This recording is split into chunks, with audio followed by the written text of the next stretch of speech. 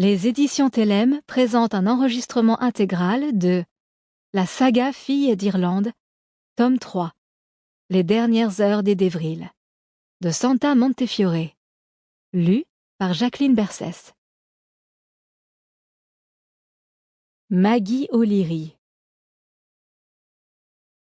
D'aucuns disaient qu'elle avait vu le jour pendant le temps de sa main, où les habitants de Ballinacely se rassemblaient pour célébrer la moisson, mais selon d'autres, elle était venue au monde après le coucher du soleil et avant l'aube, durant les heures d'obscurité, lorsque toutes les créatures malveillantes, le Púca, les Banshees et les fées, se joignaient aux esprits des morts pour errer librement parmi les vivants. Quoi qu'il en soit, en vérité, Maggie O'Leary était née le premier jour du mois de novembre 1640, quand la brume s'appesantit dans les vallées et que dans le vent chargé d'embrun se mêlent l'odeur iodée de la mer et le parfum des bruyères de la lande.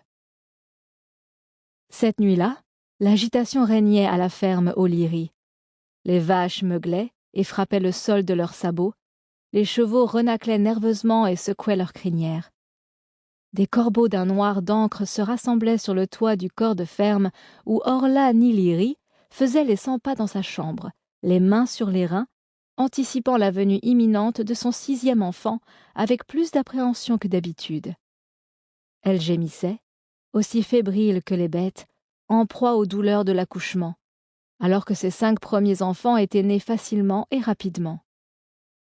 De temps en temps, elle guettait par la fenêtre les premières lueurs du levant.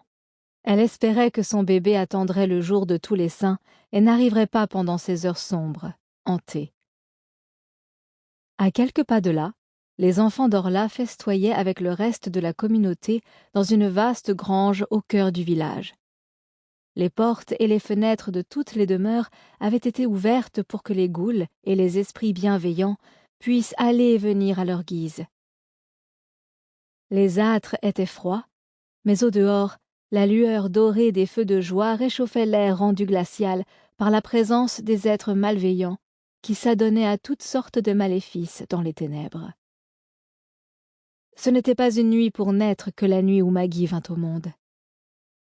Juste avant l'aube, après un travail difficile, Orla fut délivrée d'un bébé en pleine santé et dont les cris perçants déchirèrent les cieux, libérant un rayon de lumière.